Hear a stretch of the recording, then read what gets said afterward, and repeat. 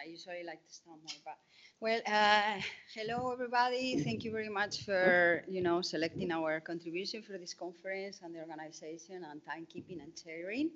I'm very happy to be here. Sadly, Suay could not join us, but this is it's completely co-author work. We've been working together for about 5 years. So without further ado, I will just make a start. So visual forms of online misogyny have been subject to much debate in recent years. Together with Suay, we have previously defined this as the ways in which social media platforms afford, limit, or shape particular gender power relations through the visualities and visual cultures they produce and or facilitate.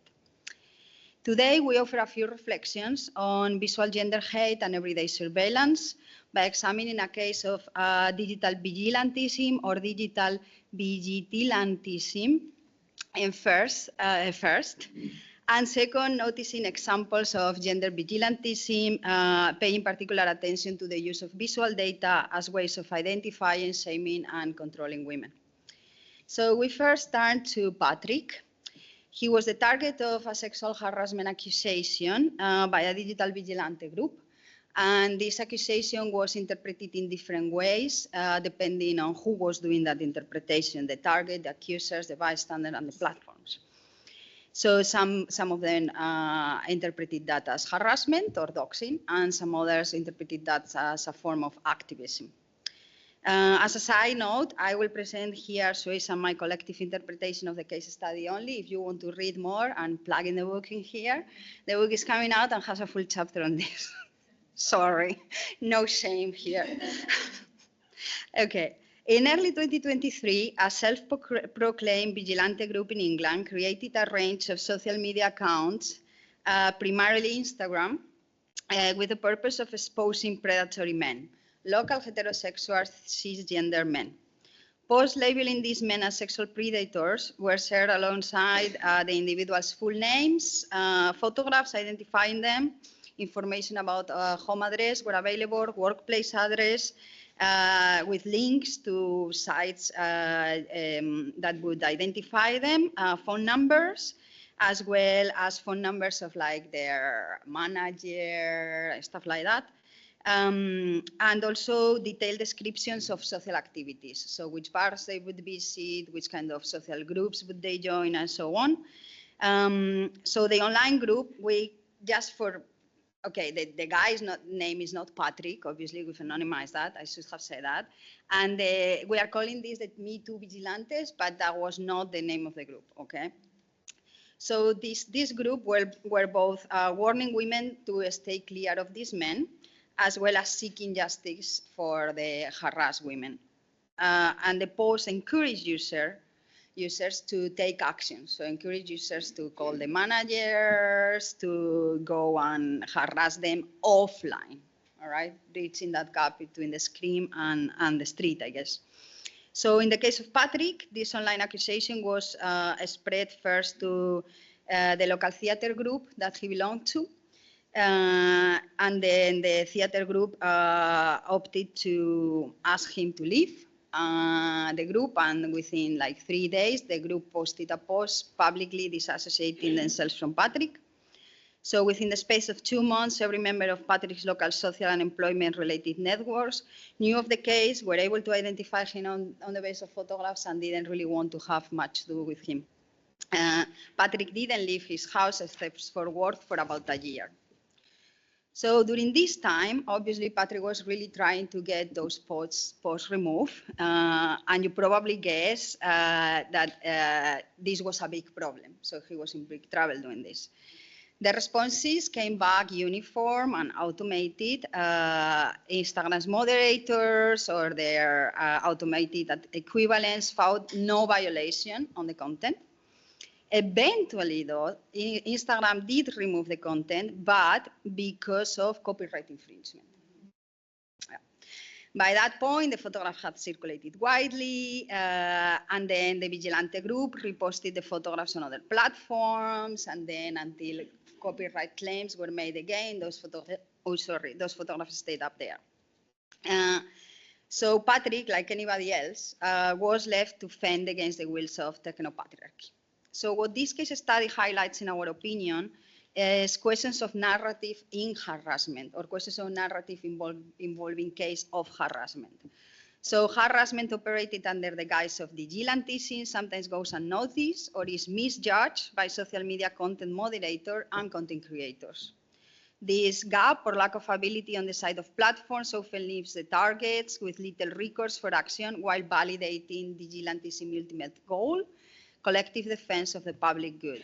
And that understanding of the public good is something we can talk about as well.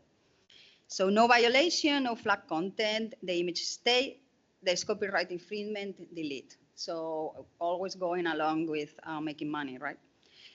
So Patrick's case tells a story of the many misinterpretations platformization produces again and again.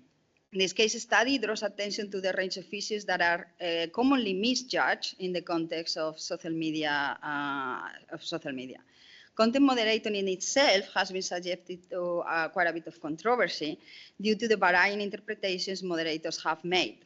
In fact, research has shown that only very few areas are judged as to be clear cases, with the majority of them being classified as what in moderating circles is called a gray area.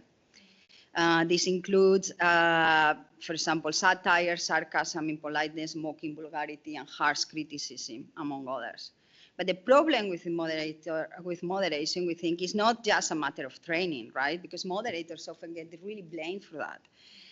We believe that content moderation is subject to tools, guidance, and the terms that the platform owners provide. Content moderators are workers. They operate at the service of these oligarchs of techno-patriarchy, and their job is to execute that. And I think here we also need to reflect on issues of consent around the use of personal data and photographs. Patrick explicitly did not give consent to these platforms to share personal data. And we see these patterns emerging in many other cases, right? And many other forms of vigilantism, whether that's generative AI pornography, app skirting, doxing networks, meme practices where image origin is unclear, and so on. So platforms, really what they are doing, they are withdrawing our ownership and control of our own personal information, even when we are not the ones posting that. Okay.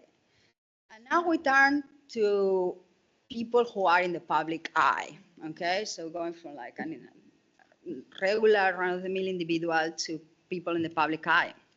So the second part deals with instances of vigilantism preying and exploiting women's digital data under the banner of producing social good, again. We review and retell these few stories. First, we look at two examples involving women who were victims of sexual violence and had explicitly filed for closed procedures, but were forced into making their embodied traumatic experiences subject to public scrutiny. So we're referring to Blake Lively in the Lively versus Baldoni case and to Amber Heard in the Heard versus Depp case. So, in the Lively-Baldoni case, Blake Lively had filed for a closed complaint. This was leaked to the public, at which point Baldoni sued Lively, forcing Lively to sue and respond publicly. In the Heard versus Depp case, Heard asked for a private court process. It was at the insistence of Depp's lawyers that the trial was held publicly, and coincidentally, the state where the court was being held, Virginia, is a court where cameras and recording devices are allowed with previous authorization from a judge. So what was to be gained from this? Why this? Well, the social media commentaries surrounding Depp and institutional/court decisions were actually kind to him. We interpret this as there was a lot of what man talks called empathy, right? For Depp in minimizing and casting aside as witty and charming allegations such as a documented threat to rape Amber's burnt corpse. So that was just a witty remark that was kind of like, oh, it's not that smart. The wider social media commentary around her, however, was grounded in deeply personal insults about her choice about her body. Face, hair, clothes, makeup, and her tears. Because misogyny really is not practiced individually. Being part of a wider belief system, misogyny represents a strategy for an equal power distribution among gender, races, and sexual orientations, with white heterosexual cisgender men holding most of that power. And Amber was a threat to that misogyny because she deviated from both the acceptable and the pathetic victim paradigm that are socially acceptable. Amber neither needs to be rescued nor put into the common good before her own. But there is also more to be gained. Camilla Nelson actually evidenced how the live streaming of Hers versus Deb was used as an advertising opportunity by several labels. So she talks about a commodification of misogyny. In the case of Blake Lively, I like to say this because there's a little bit of hope, I guess. So Baldoni lost, and his producer lost the countersuit against Blake Lively, which was very good, I guess. And then Lively, in the Lively versus Baldoni case, they reached a settlement. However, there is a difference here, and is that while Hers versus Deb was a case involving domestic violence, right? That's something that we need to tease out in future research. Lively versus Baldoni was sexual harassment at work. So two very different spheres, right? So the sphere of the professional seems to be more protected, or there seems to be more gains made in that sphere in comparison to the domestic sphere. So importantly, and I think we should talk about this more often, these two cases contribute to normalizing misogyny, fertilizing the grounds for internalized oppression to appear, which means acceptance and endorsement of oppressive beliefs, attitudes, and behaviors by members or marginalized groups, and transformation of systemic victims into helping hands to maintain the system. A Stockholm syndrome of sorts, perhaps. Something to think about here is the link to digilantism, when even in cases of sexual harassment, women are subjected to a very personal scrutiny where users pry into their private lives and ask for visible evidence. It is public policing of women's embodied experiences. But not only women in the public eye are subjected to the logic of misogyny and its uses to maintain social power coercively. Gender trolling is obviously another example of a dispersed attack and has become now a classic manifestation of online misogyny. And I'm going to skip this, but there are so many different examples of this, so I'm sure you're all familiar with a few. So in conclusion, the case study involving Patrick shows how digilantism and surveillance is used by men's group as a way of determining women's dating pools. So it is benevolent sexism. We may think it's a good thing, but it is sexism nevertheless. This instance of benevolent sexism online resulted in a defamatory accusation with concrete offline consequences. It's one of the very many instances in which platforms and their mechanism fail. We believe this case study highlights shortcomings when it comes to questions of narrative, and evidences that the problem with content moderation goes well beyond training moderators and producing guidelines. Overall, the instances of gender hate explored, the Baldoni and the gender trolling, which I haven't really touched upon because I'm going over my time. I have 2 minutes still. Okay, that's great. Okay. So overall, the instances of gender hate explored here show the wide acceptance of threats and of sexual violence against women, and the relevance of practicing gender hate online collectively for male bonding. So two things at play. The male gaze is enacted collectively with devastating consequences for those at the receiving end. Misogynistic practice online enact the hegemonic ideals of manhood via technologically facilitated textual and visual clues. Text and images are used to highlight cisgender heterosexual men are superior to and different from women and everybody else.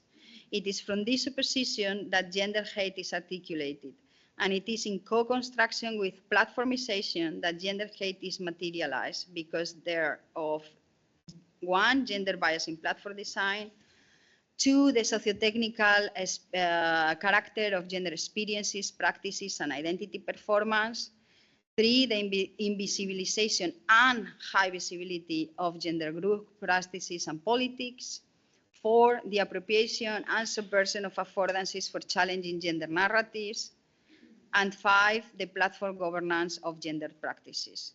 And if you want to read more, this is coming out in November. We can obviously talk more. I'm very happy to answer questions. Thank you very much. Thank you so much. Also for keeping track of time. That was perfect. So now we have our third presentation, who is also a in-person presentation.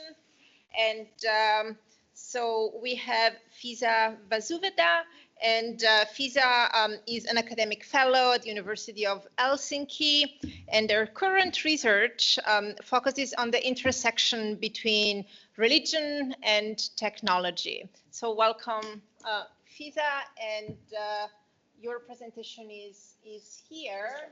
So let's share it.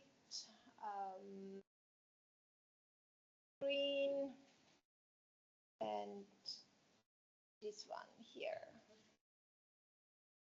So can everyone online see Fiza's presentation? Okay, perfect.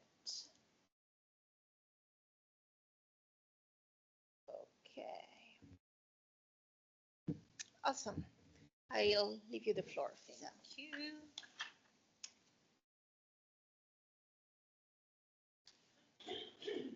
Hi, my name is Fiza. I'm really happy to be here. I don't know what I'm doing in this panel, to be honest.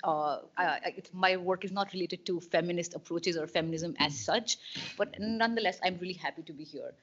And also, this is like a remnant of a past project from my PhD like a few years ago. It's like something you leave in your PhD that like always stays in the back of your mind, like something you should have done, or like, you know, you need to do. And I was really hoping someone else will do it, like someone else will like pick up the mantle, but like scholars of violence are like, I think, I mean, it can be really depressing. So I guess people don't really want to get into it. But also there's a question of academic freedom. I want to, oh yeah.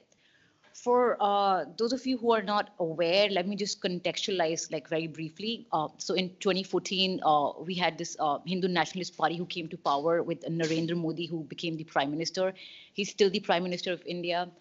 What mattered was not the outcome, but like the ideology of the party, which believes that India should be a Hindu nation for like Hindus, and then they've positioned themselves against Muslims. So there's a lot of like state politics and like a lot of like people making there as well. What was really interesting was and sad was like this really systematic intensification of vigilante violence against specific communities. So you have like Muslims and then Dalits, which are basically like really low in the caste hierarchy in India. And that's really like, I mean, caste is a really big thing in India. So there was this rising form of violence, which was labeled as lynchings by a lot of like media outlets. I need to say that, I mean, because we are at the American University. I did not call it lynching. But it also gave rise to like a lot of like, one of the reasons for this vigilante violence and the rising vigilante groups was this idea of cow protection. I don't know if you're familiar, but like cows are supposed to be really holy for Hindus. It's a very funny and interesting thing. I can talk about it later if you want to know why. But yes, cow is holy. So, and then the idea is that it's the Muslims who consume beef and also Dalits. So they're considered, they have been constructed or narrativized as impure. So there was a lot of like, intensification of this kind of vigilante violence. Which was also structural, which kind of became structural in the sense that there was a lot of like campaigning by the Hindu nationalist group to ban cow slaughter in India. So what are lynchings? In my earlier work, I defined them as a decentralized form of extra-legal and spectacular violence with a justification coming from either the pretext of like protection of community or tradition. Again, this has been kind of borrowed from the American tradition, but like differed slightly. Again, like the politics of lynching is very contentious in US, and I am aware of it. I worked on that as well, but just want to throw that out, American University. So decentralized in the form that the violence was not organized from above. It was distributed. It distributed itself through communities, through local networks of religious and caste solidarity. It was spectacular in the sense that it had a very deliberate relationship to visibility. It demanded visibility. It was powerful because it had to be visible. And then the pretext, the cow protection and like few others, I mean, they concealed a deeper structural logic about which bodies are available for punishment and whose moral authority is being asserted. As I mentioned, lynching was very much a digital phenomena because all these acts of violence were filmed on mobile phones, often by perpetrators or by like the crowds or the mob like surrounding them. And they were heavily circulated, primarily via WhatsApp, because Indians are really, really big on WhatsApp. I mean, we might be the largest, like the consumers for them. And also, so this, because WhatsApp is encrypted, it was difficult to archive, and it was organized through already consolidated social networks. So you would have like these family groups or neighborhood groups, political groups, caste groups, etc. So these videos already entered into these communities and kind of gained approval before they even became really mainstream. And they did become really mainstream. These videos were incredibly easy to find. Like you could see them on your like friends, family, WhatsApp, on social media platforms, YouTube. They were very, very accessible. And it helped that, I mean, the smartphones are really cheap. I mean, they were really cheap in India and really accessible as well. A lot of these videos were taken down subsequently, but that had to do with the platform logic and like, you know, how much violence you can show, how much is acceptable, etc. And then a lot of pressure from the Indian government as well. But before we do that, just I think I have to talk very briefly about vigilantism as well. Daniel's work does talk about Johnson's definition, and he is a really good starting point. But I think there's a lot more to it. For instance, Kirsch and Grush talk about the relationship between vigilantism and state and how these are not two pure and discrete domains.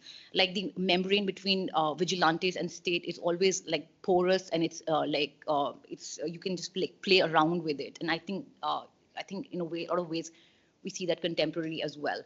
And vigilantes always share this like relational. They have this fundamentally relational thing with the state and the society as well. There's also this paradox that that vigilantes like supposedly like desire peace and order, and that their violence destroys. So like cow vigilantes in India, like who committed these acts, they really believed, well largely, at least initially, that they were performing this great moral and civic function as they understood it. They were, in their own terms, upholding community order, protected sacred tradition, and punishing the transgression. Then, of course, we have digital vigilantism. Again, I have to talk about it because I think it's like I'm looking at it in a different way from a lot of other presentations here. So, I mean, Daniel's work, again, has been very helpful in like my understanding of DV. But I think there's also like some limitation in the sense like, perhaps the first one would be contextual, in the sense that DV kind of operates on the terrain of doxing, or you have online pileups, like economic harm, etc., reputational harm. But what if the violence is not just metaphorical? What if it is physical, fatal, and like material, like at the same time? Like for instance, in India, and I know a lot of other places, people are being killed. Well, even in US now, people are being killed in public, in camera, or like on broad daylight. So that is happening. And this kind of violence thrives on visibility. As I said, it demands visibility. And perhaps another limitation that I think is like more of conceptual. So the dominant model of DV is built around the idea of exposure. So this revealing this hidden offense, maybe identifying a wrongdoer, making transgression visible to a larger public. But these videos, at least like if you see like these in Indian context, they're not exposing wrongdoing as much as like staging retribution, displaying punishment, and in a way also like performing the work of consolidating different identities, etc., and like and the logic of the political ontology of the state as well. But what I was really interested, I think like from the start, was to like look at the idea of aestheticization. Like why does like these, because these videos had a lot of like impact in like giving legitimacy to violence. They really like functioned like that well. Like and it when I started like exploring the like lynchings, for me it was like, why is there such a widespread like acceptance of violence like in a country like we're like not, I mean, violence was always part of like Indian life or like post-colonial life, I would say, but we never had this much like acceptability. So then I think, yeah, the idea of aesthetics is really helpful, both as a methodological tool, but also as a political vocabulary. This is still half-baked. I'm still exploring and looking into it, but I'm looking at violent aesthetics in three related sense. So you have the first sense is more formal one, where the video is constructed as an object. So where is the camera position? How is the perpetrator acting? Like how are they acting? How are the victims being placed? Who's at the center of the image, etc. Then I'm looking at it at more of like the original sense of like the word aesthetics, which is basically like aesthesis, which is sense perception. So what is felt bodily before we can even process it cognitively. And then the third is from the perspective of Jacques Rancier's distribution of the sensible, which determines who is visible, audible, and intelligible within a given social order, and for whom, and how do we like give legitimacy to this visibility. So this is what makes aesthetics very political as well. So just for this presentation, I looked at like just three cases or three videos in depth, because I always knew I wanted to look at it like really closely instead of like 5 minutes. Okay. So just I knew from the start, yeah, that I want like a very close look at these videos. For my earlier research, I looked at like hundreds of them. They were very, very depressing, very like violent. So for here, like I think, yeah, a limited case would be better. Oh, and as I mentioned, like a lot of these videos were taken down when I went to like look for them this time. So I had to look at like just news clips basically, and not the entire videos, which were very easily available before. I didn't want to like put in any like violent scenes, except I mean just like maybe like these two. So I mean you can see in the first video, so there's crowds and the vigilantes surrounding like these bodies, and they are being punished. It gets bad. And on the other hand, you can't see the perpetrators, but you do see like crowds, and then like these are very public spaces. And then you see cow in the background, because this case was this lynching was like cow related. So on one hand, you have the camera. So camera, like the filming of the video was doing a lot of like work in itself. You have this collective production, which is semi-organized. The violence was being as a cover, which was like deemed worthy of like different perspectives. Interestingly, the camera moved consistently towards movements of like peak violence rather than away from them. So the camera was not a recoiling witness. It like really like you could just see that the enjoyment of like the perpetrators and the witnesses as well. It kind of like worked as a moral document for the perpetrators and for the crowd. And even though like a lot of perpetrators did not address the camera, you could see from just their like comportment, like, yeah, they are very much aware of like, okay, yeah, the camera is there. And then I also looked at like how the body was placed, the space, and the voice. I think because I don't have much time, so I think I can talk briefly about the spatial aspect. Oh, where is it? Okay, yes. So, so these assaults kind of took place in open, semi-public, everyday environments. So you had like roads and highways, open ground. So there were no hidden sites. As I said, this violence demanded visibility. So they are the spaces through which ordinary civic life moves. That publicness was not incidental to the video, but a part of the claim that the violence was making. That that the mob and the vigilante is not merely hurting a person there. It was showing as well who is part of the public and public sphere, and under what terms, and that was really important as well. How much time do you have? So you have about 3 minutes. Okay, okay. Then voice was also interesting, because a lot of these victims were made to like chant this like Hindu chant, which has been kind of taken over by the Hindu nationalists. It's just like if you hear that, you know, okay, this person is a Hindu nationalist. So like they would like publicly be forced to say this like this chant again and again, just to prove like, okay, no, they are part of the if not the part of the community in the sense of religious or communal terms, but at least part of the like the state community, because the violence was also like breaking down the lines between the state and the religion. There was also this aesthetic register of impunity, and I say that aesthetic register because you could just see like how much like there was almost this like festive environment, like people were celebrating. It was chaotic, but yes, but there was like this enjoyment, this jouissance, like they were really enjoying themselves, which is so depressing, but that's how it is.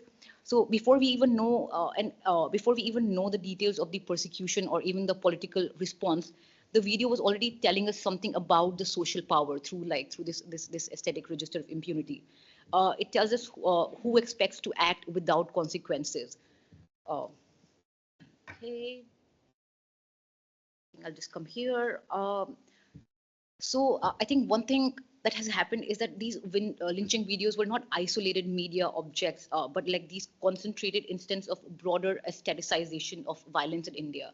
I think I hypothesized earlier that that just the state was testing and the vigilantes were testing how much impunity they can have.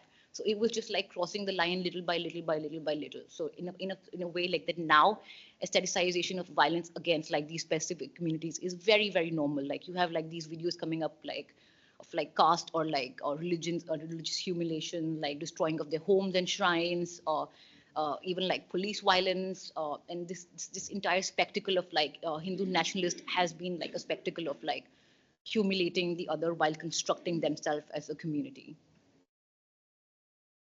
So in a way, I mean, I have to think through like this case. I'm also like, I mean, I was really wondering if it's just like vigilante violence gone or digital, or do we need to expand our framework of digital vigilantism just to consider like that these acts are very much prevalent now. And I think you see the current like videos coming from like US with ICE and like all that. So I mean, I think we really need to like expand our framework. But in a way, for now, I mean, because like visibility is also about punishment and who is being punished, who is allowed to be like punished, and mediation is very constituted to the act of punishment contemporarily, and also that aesthetics is political.